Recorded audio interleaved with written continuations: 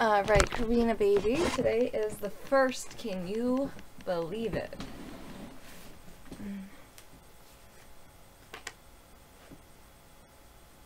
Today is August the 1st. Mama can't believe it.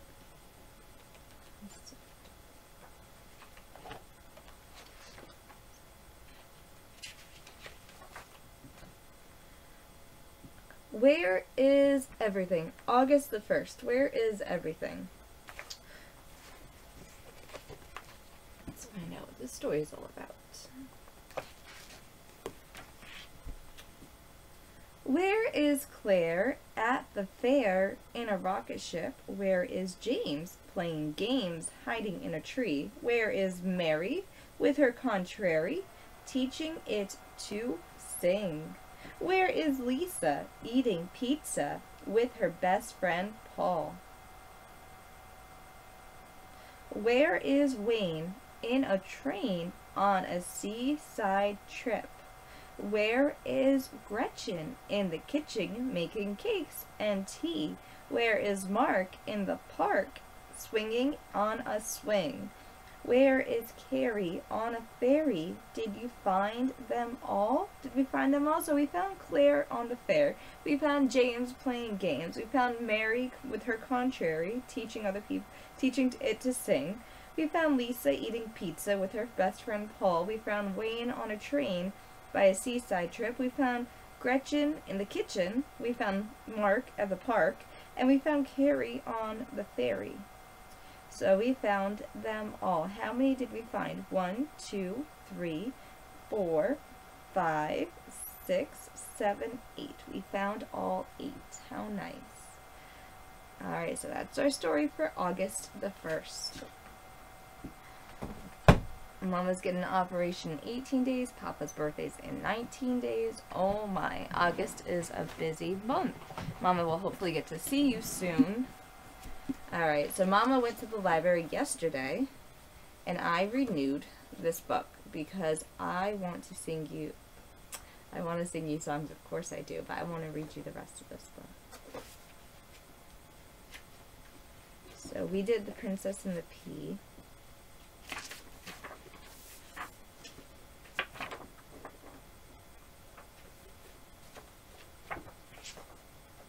We did Beauty and the Beast. One of Mama's favorite stories was Beauty and the Beast growing up. I used to always get that movie at Blockbuster. I used to have your grandmama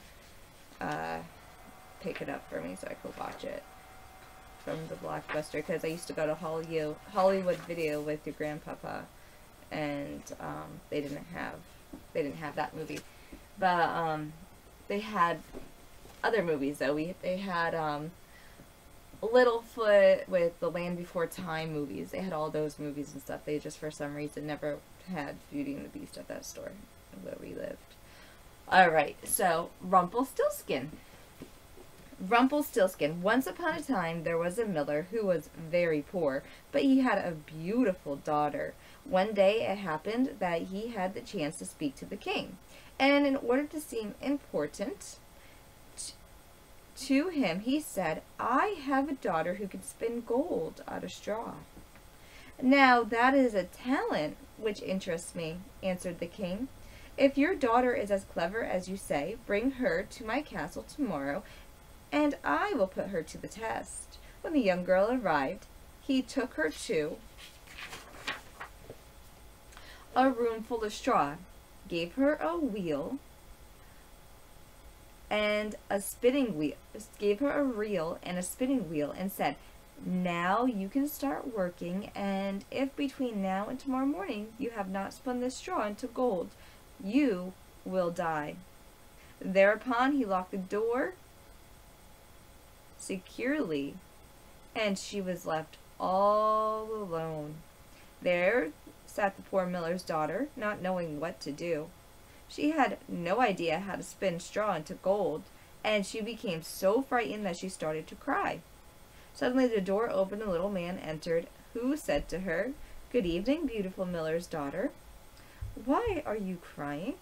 "Alas," answered the young girl, "I have to spin all this straw into gold, and I don't know how." "What will you give me if I spin it for you?" asked the little man. "My necklace," answered the girl. The little man took the necklace, sat down behind the spinning wheel, and started to spin and spin and spin. He only spun 3 times and the reel was full. He replaced it by another one and started to spin, spin, spin. He only spun it 3 times and the second one was full too. He did this all night until dawn broke. So all the straw was spun and the reels were full of gold. As soon as the sun rose, the king arrived. When he saw all the gold, he was extremely pleased. But he was a greedy man and wanted more. He took the miller's daughter to another room full of straw, which was even larger than the one before, and ordered her to spin all that straw into gold in one night, if she wanted to stay alive. When she was left alone, the young girl started to cry. There's the photo that goes with it. Oh, look at, there she is.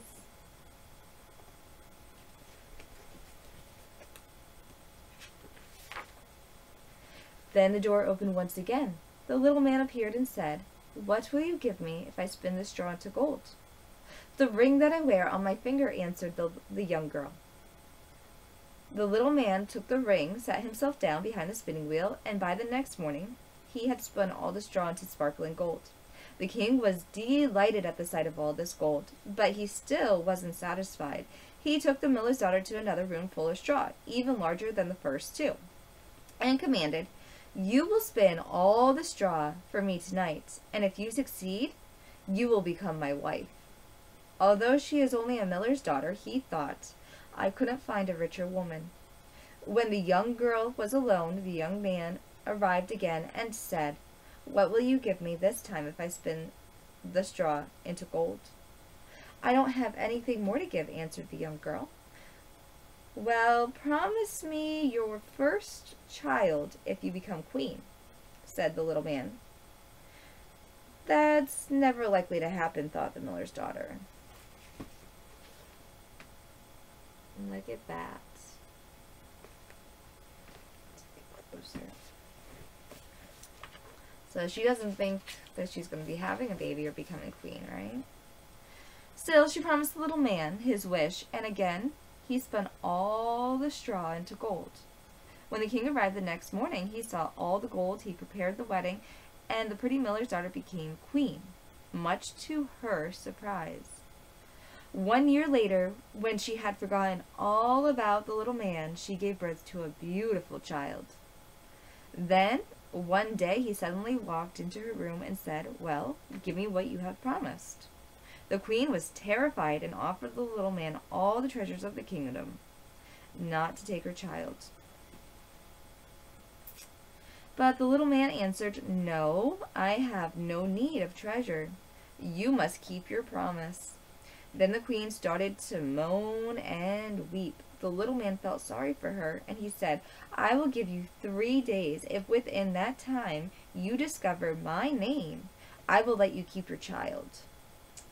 Throughout the whole night, the queen thought about all the names she has ever heard, and she sent a messenger through the country to find out every name that existed. When the little man arrived the next day, she started with Casper, Melcher, Balthazar, and said one name after the other until she knew no more. Every time the little man said, "That is not my name." The next day, she had inquiries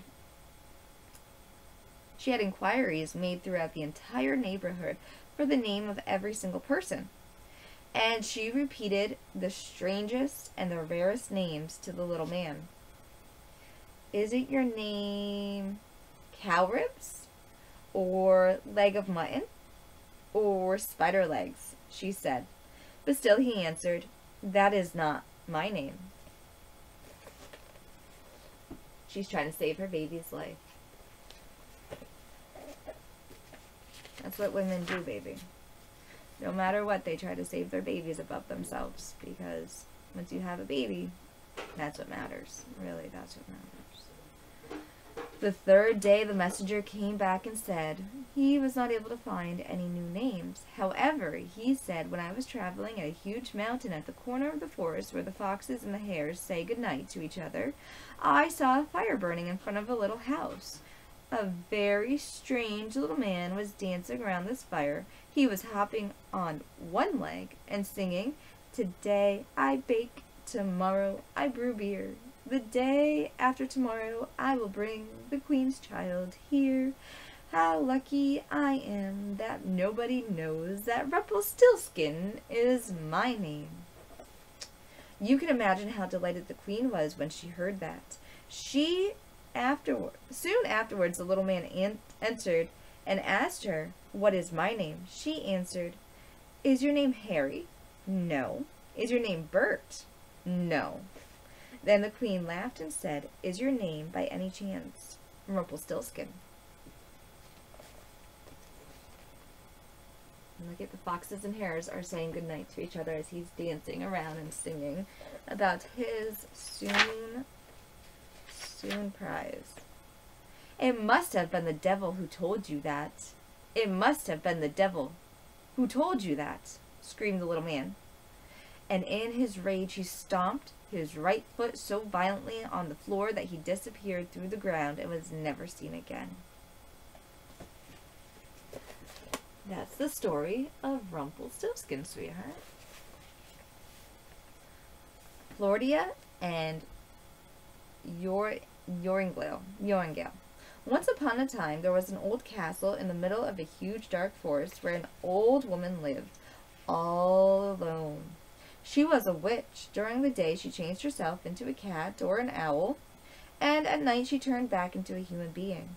She used magic to entice rabbits and birds to come to her. Then she would boil or roast them for her dinner. Powerful spells surrounded the castle. If a man approached within 100 steps, he would find himself powerless to move. There he would be forced to stay like a statue until the witch decided to free him.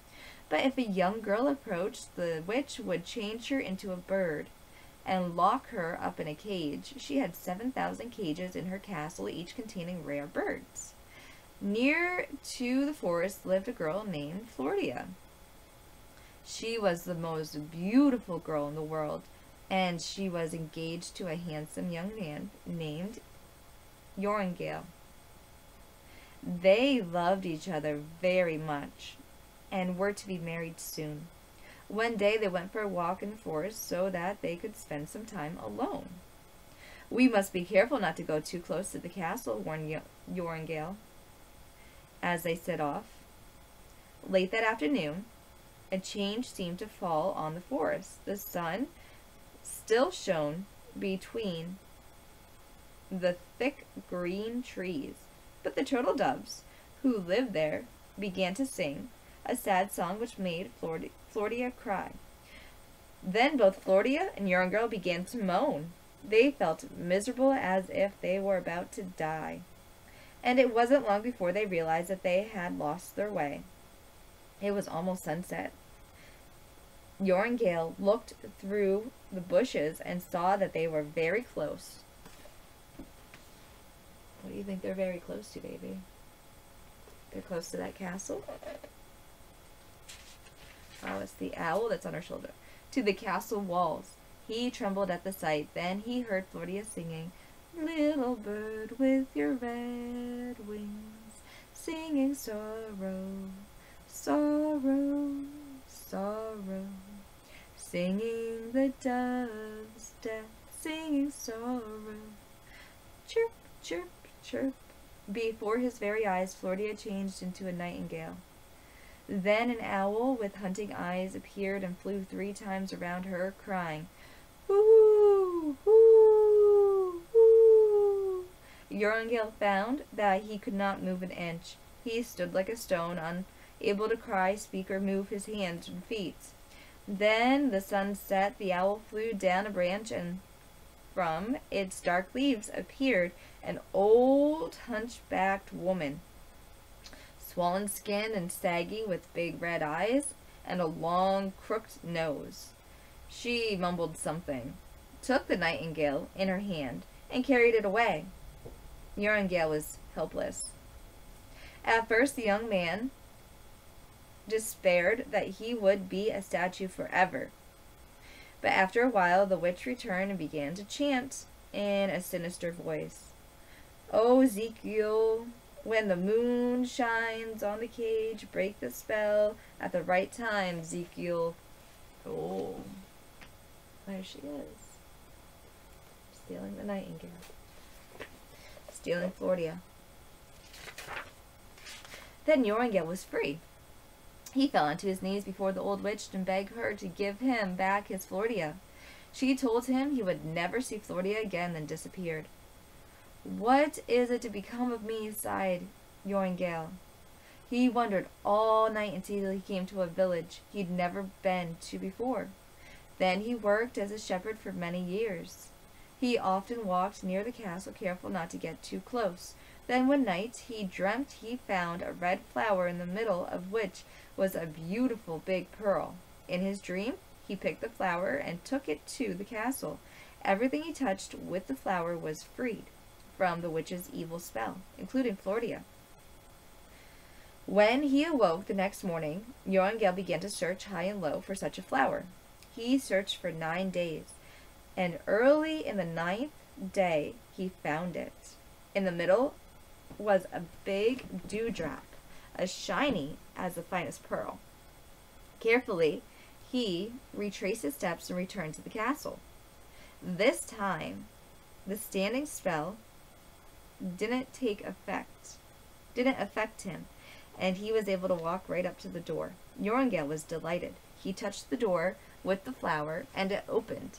He entered, crossed the courtyard, then stopped and listened. There was such a twittering and chirping coming from the tower that it wasn't difficult to for him to guess where the 7,000 birds were imprisoned. When the witch saw Yoringal, she fell into a great rage. She cursed and spat poison at him, but she could not get nearer to him than 2 steps. He ignored her and hurried towards the bird cages. Oh, okay.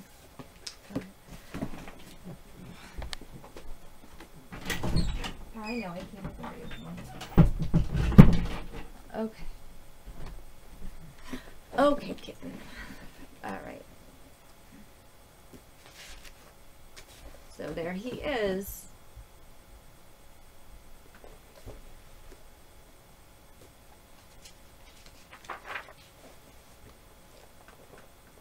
Look at that, he has this beautiful flower. All from a dream. Dreams help you figure out what you need to do, right? So sometimes dreams are really, really helpful.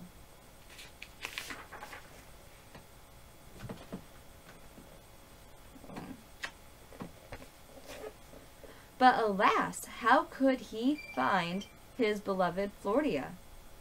Amongst the hundreds of nightingales, in the corner of his eye, Yoringal noticed that the witch had stolen a cage and was trying to escape through the door. He leapt towards her and touched the cage with his flower. The witch immediately lost her power, and Floria stood there as beautiful as ever. With a cry of joy, she flung her arms around his neck. Then together, they changed all the other birds back to young girls again, and returned home, where they lived happily ever after. Oh, they freed all the birdies, right? They did a good job. And there's the owl. Cinderella. Once upon a time, there was a man whose first wife died, and who married for a second time the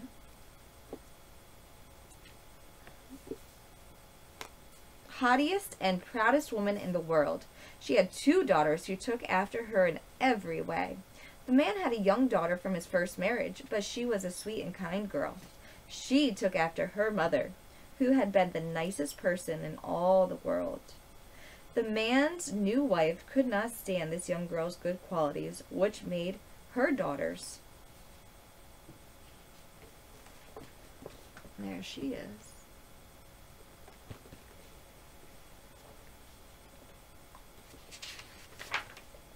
Seem even more distasteful.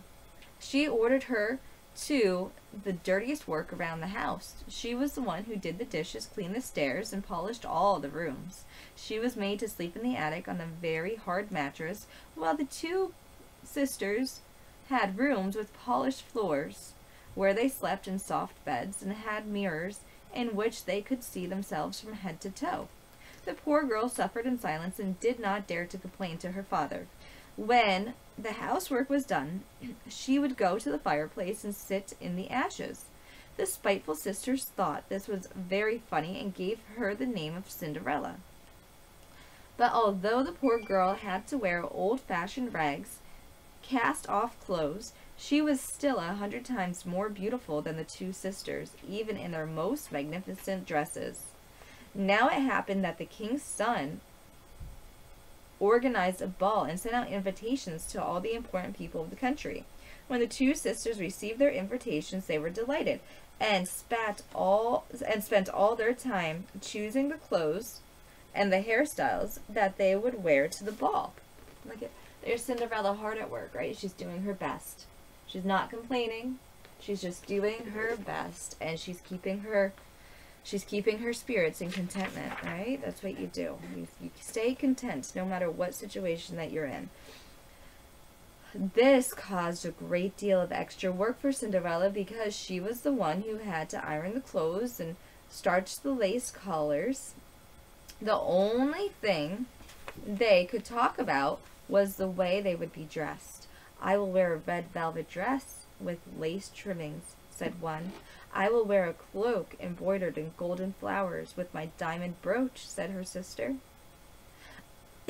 Of course, Cinderella was called to help. She gave them the best advice she could and even offered to do their hair. They said to her, "Cinderella, won't you like to come to the ball? With your ragged clothes and dirty face, what a sight you'd be." Cinderella blushed, for inside she really did want to go to the ball. "Sisters, you are laughing at me. That makes it even worse," she said. "You are right. Everyone would have a good laugh if they saw Cinderella at the ball," sneered the pair. Then Cinderella had an idea. "Maybe I could go to the ball," she said. "Won't you please lend me the yellow dress that I wore around the house so I can go with you?" "Really, I do not think so," explained the elder sister. "Lend my dress to such a grubby little cinderess? You must think I am not very smart." And so the matter was closed. You couldn't have blamed Cinderella if she had completely ruined the sisters' hair, but she was a kind girl and arranged it beautifully, although they did not thank her for it. The sisters were so excited that they could not eat for 2 days before the ball. They broke more than a dozen coarse laces because they pulled them in so tight in order to make themselves look. Oh, look, there's Cinderella crying by herself, right? But she's gonna be okay.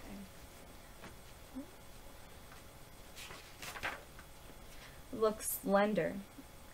And they were consistently primping in front of the mirror. At last, the great day arrived. Poor Cinderella waved goodbye to her sisters, and she sat down at the fireplace and began to weep. Her godmother, who saw her bitter tears, asked her what was wrong. I want to... Cinderella was crying so hard that she could not get the words out. But her godmother, who was also a fairy, said, "You would like to go to the ball, wouldn't you?" "Yes," sighed Cinderella. "Well, if you are a good girl, I will send you there," said her fairy godmother. She began to give Cinderella the most particular instructions. "Go into the garden and bring me a pumpkin," she said. Cinderella went and picked out the most beautiful pumpkin she could find. She took it indoors to her fairy godmother, although she was wondering how a pumpkin was going to help her get to the ball. Her fairy godmother hollowed it out until there was nothing left but the shell. Tapped it with her magic wand, and the pumpkin changed into a beautiful golden carriage. Then the fairy godmother looked at the mousetrap, where she found 6 live mice. She told Cinderella to lift up the lid of the trap and to let the mice out one by one. As the mice crept out, she trapped them with her magic wand, which changed them into beautiful horses and draw the carriage. Then she wondered what could serve as a coachman. "I will see if there is a rat in the rat trap," said Cinderella. "A rat would make a good coachman." Cinderella fetched the rat trap, which had 3. Oh, look at this. She has her pumpkin and her mice, right? Everything changing.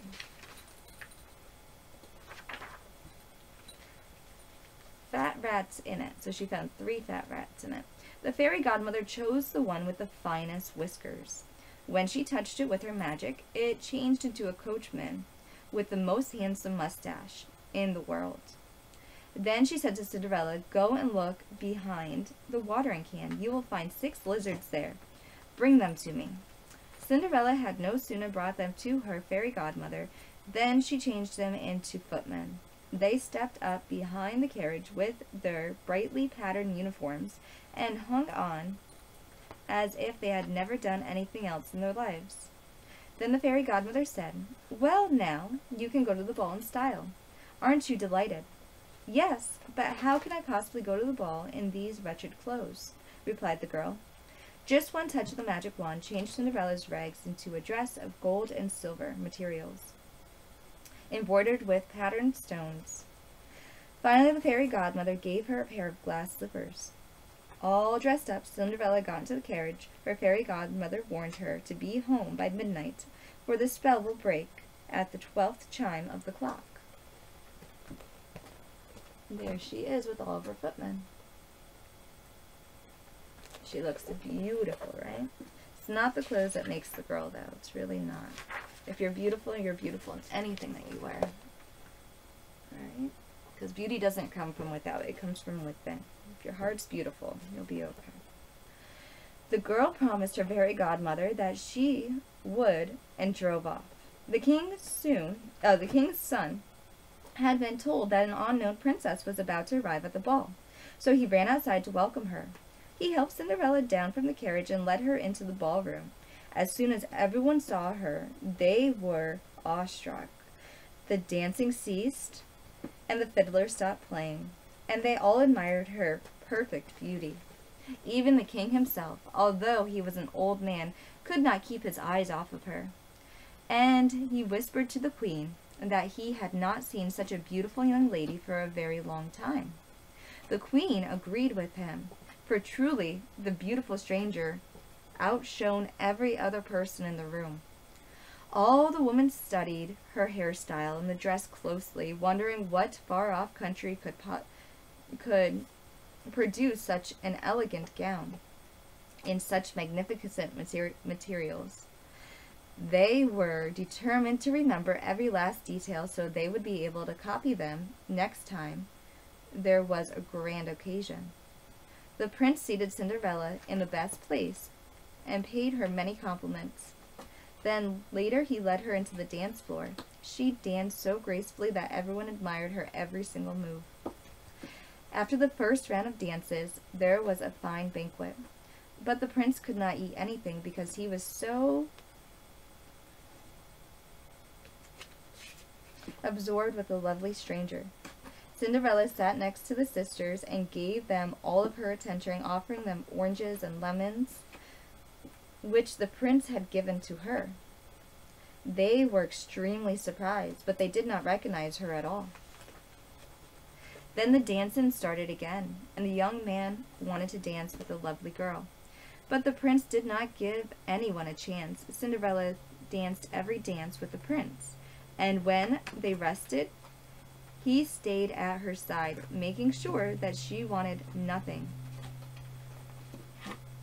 Cinderella had never been happier in her entire life. Indeed, she was so absorbed with the handsome young man and his attention that she quite forgot her fairy godmother's warning. Then the prince clock began to chime. At the first stroke of midnight, Cinderella realized her mistake and sprung to her feet, fleeing from the ballroom. The prince followed her, but he could not catch her. However, in her hurry, she dropped one of her dainty glass slippers. Still the young girl ran and ran, not stopping to pick it up or even look behind her. Cinderella arrived home exhausted, without a carriage or a footman, and dressed in her old clothes. Nothing remained of her splendor but the other glass slipper. The prince asked the guards at the palace door if they had seen the princess leave. They said they had not seen anyone go out but a young girl dressed in rags who looked more like a farmer's daughter than a lady. When the sisters came home a little later on, Cinderella asked them if they'd enjoyed the ball. Excitedly, they told her about the beautiful stranger who's captivated the prince, and how she ran off suddenly into the night, leaving one slipper in the palace steps. They told her that the prince had picked up the fallen glass slipper and has gazed at it for the rest of the evening. Look at, there's her glass slipper. Looks beautiful, right?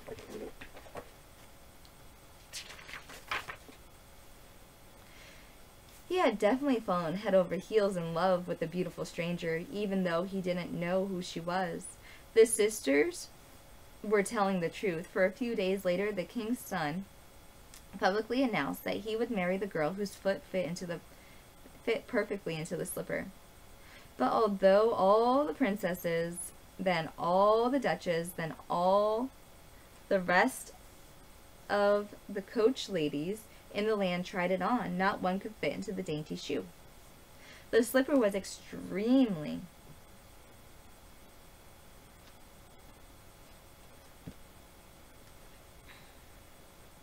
The slipper was eventually brought to the two sisters, who squeezed and pushed and pushed and squeezed and tried with all their might to fit a foot into it, but all in vain. Then Cinderella smiled and said, "I would like to try the slipper and see if it fits me." The sisters laughed and made fun of her, but the courtier had been given orders to let all the girls in the land try on the slipper. So he sat Cinderella down, and to everyone's surprise, the slipper fitted perfectly. The two sisters were astonished, but not half as astonished as they were when Cinderella took the other slipper from her pocket and put it on. Look at, there's her getting her slipper tried on by the nice man. Right. At that moment, the fairy godmother appeared and tapped Cinderella's clothes with her magic wand. At once the rags changed into a dress even more beautiful than the one she had worn before. Then the sisters recognized her as the kind lady that they had met at the ball. They dropped to their knees and begged her for forgiveness, then for all the suffering they had caused her. Cinderella embraced them and said that she has forgiven them with all of her heart. Then she was taken to the prince in her splendid dress. He thought she was more beautiful than ever, and a few days later he married her.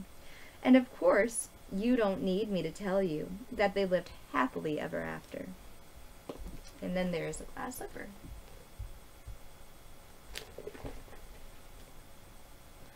Alright, baby. Tomorrow's going to be Renard and the Fisherman. Let's do a song. Mama loves this book because I like the illustrations in it, and I like how all these books are just a little bit different, showing that everyone's perception on the fairy tale stories that were written out, because they were orally told to people from generation to generation, how everyone perceived them just a little bit different, from a little bit different names, a little bit different scenarios. I really like that I'm reading you. I've always read you fairy tale stories. Mama used to read you 5 books a night that you'd pick out. First we'd start with the Your Baby Can Learn books, right? We do the patterns, and we do the shapes, and like we'd do that, and then, you know, then we'd do the 5 books that you picked out, and then Mama would move into fairy tale stories and stuff like that, and then we'd sing songs and you go to bed. It was like a 2-hour process every night for you know, bedtime, but it was a good thing because I wanted you to have the storybooks and I want you to have the educational stuff, and if you fell asleep before that, that was completely fine, you know, but Mama has all that stuff recorded, you know. We'd spend a lot of time together just reading books at night because it's very, very important for you to have a lot of different experiences from books. This is a library book too. Alright, baby, let's do Swing Low, Sweet Chariot, coming forth to carry me home. Swing low, sweet chariot, coming forth and carry me home. Well, I looked over Jordan, and what did I see? Coming forth to carry me home. A band of angels coming after me, coming forth to carry me home. Swing low, sweet chariot, coming forth to carry me home. Swing low, sweet chariot, coming forth and carry me home. Well, sometimes I'm up and sometimes I'm down, coming forth to carry me home. But still I feel my soul is heavenly bound, coming forth to carry me home. Swing low, sweet chariot, coming forth to carry me home. Swing low, sweet chariot, coming forth to carry me home. Well, if you get there before I do, coming forth to carry me home.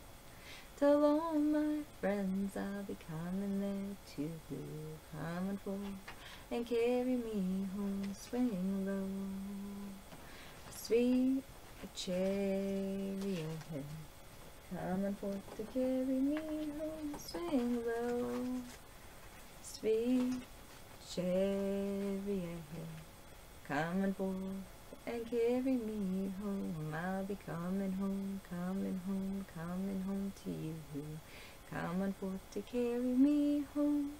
You know my word is good, you know my word is true, coming forth and carry me home. Swing low, sweet chariot, coming forth to carry me home. Swing low, sweet chariot, coming forth and carry me home. Karina, baby mama loves you. I love you so very, very much. I can't wait to see you. Doing everything I can to try and follow the judge's orders in order to try and be able to see you again very soon. I haven't gotten any more letters in the mail to be able to start a process called CCES that your papa and I are going to be doing together. And with this whole, there's a whole, as you know, COVID-19 happening, so it's hard to get into a doctor's appointment that's going to see you in person, but I'm trying. If I can't get a psyche eval done on just calling people and trying to get it done, Mama's really planning on just going and getting one done. The only way I know how to, that I've heard I can do, is going into just a place and being like, look, I need a psyche eval. So Mama's going to try and get it done no matter what, and it's going to be okay. Everything's going to eventually be okay. And, you know, it's just being patient, right? What's our job? To be patient and wait and not get tired of waiting, right? Psst, psst, psst, psst. This kitty cat is just going through everything in my room. I let her in because I can't ignore her at the door, and now she's just playing with everything. That's okay. But, yeah, it's going to be okay in the end, baby, I promise you. If it's not okay, it's not okay right now because it's not the end yet, so. Luna. Luna, come here. She found something that she desperately wants to play with. Alright. Let's do Old King Cole was a merry old soul, and a merry old soul was he. He called for his pipe, and he called for his bowl, and he called for his fiddlers three. Every fiddler had a very fine fiddle, and a very fine fiddle had he. Oh, there's none so rare as can compare as King Cole and his fiddlers three. Lila Tove, and good night to you. Lila Tove, may your dreams come true. We sing Lila Tove, may Israel protect you throughout the night until we reach the morning light. I have a feeling that she peed on my floor and I have to go clean it up. I love you so very much, baby. Say these things happen. She either spilled something or something happened. I don't know. But isn't she cute? Look at how cute this little kitten is. Oh, she's such a good little baby. Look at her. It doesn't matter that she plays with things and makes a bunch of noise sometimes and maybe pees on things. I don't know. I'll find out in a second. Because she is just loving and sweet and she just wants to be loved, right? So it's okay. Oh, you're gonna love her when you see her, baby. She loves everybody. She shares love, which is a very good thing. She'll jump on anyone's lap and be like, hi, I'm here, and please pet me and just love on me, right? You're a shared love kitty, which is the best kind of kitty. You're so good. You just want everyone to just love you and hold you. You're so good. Alright. And so, baby, I love you. Like Papa used to always say, Mama's his sun, Papa's my moon, and you are, quite literally, you're our rainbow baby, and we both love you. We love you very, very much. Alright? I love you so much, it's unbelievable. I'd do anything for you if I thought that it was in your best interest, right? In order to try and protect you, because that's what mamas do. That's literally what mamas do. Even when it's not the best outcome for me, mamas need to protect their babies, right? I love you, honey. I love you more than anything in the entire world. You know that.